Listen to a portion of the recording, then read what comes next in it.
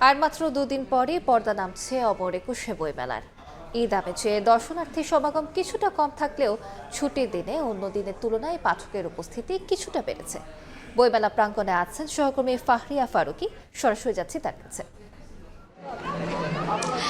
আজ অমর একুশে বইমেলার ১৬তম দিন। সাপ্তাহিক ছুটির দিন হওয়ায় আজকে তুলনামূলক অন্যান্য দিনের তুলনায় এইখানে মেলা প্রাঙ্গণে দর্শক এবং পাঠকদের সমাগম অন্যান্য দিনের তুলনায় অনেকটাই বেশি। সাপ্তাহিক ছুটির দিন ছাড়াও আজ যেহেতু মেলার একদমই শেষ মুহূর্তের দিকের প্রস্তুতি চলছে, অর্থাৎ আর মাত্র একদিন পরই বইমেলার যে পর্দা সেই পর্দা নেমে যাবে, ঠিক সে কারণেও বইমেলা প্রাঙ্গণে দর্শক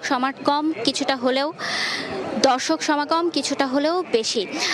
এছাড়াও যেটা ছিল বইমেলায় জুড়ে সবার প্রকাশকদের যে অসন্তোষের জায়গা ছিল যে এইবার বইমেলায় হয়তো বিক্রি তুলনামূলকভাবে কম হবে, কিন্তু আমরা প্রকাশকদের সাথে কথা বলে যেটুকু জানতে পেরেছি সেটা হচ্ছে এইবার বইমেলা প্রাঙ্গণে দর্শনার্থীর সংখ্যা কম থাকলেও এবার পাঠকের সংখ্যা ছিল আগের মতনই, অর্থাৎ প্রকাশকরা প্রত্যেকেই তাদের বিক্রি নিয়ে যেই অসন্তোষ ছিল সেই অসন্তোষের জায়গা অনেকটাই পূরণ করতে পেরেছে এইবারের বইমেলায়, এবং এইবার বেচা কেনা নিয়েও প্রকাশকরা ঠিক অনেকাংশেই খুশি।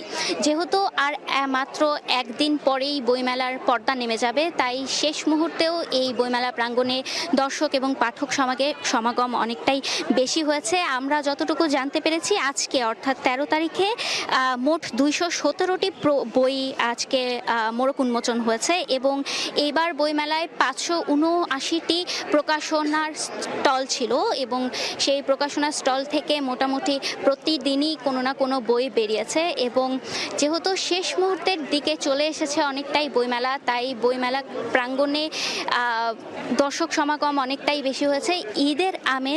ঈদের আমেজ বইমেলাকে কিছুটা প্রভাবিত করলেও যেই হতাশার জায়গা প্রকাশকদের ছিল সেটা অনেকটাই পূরণ করেছে এবারের বইমেলা। তো বইমেলা প্রাঙ্গণ থেকে আমার কাছে এই ছিল সর্বশেষ।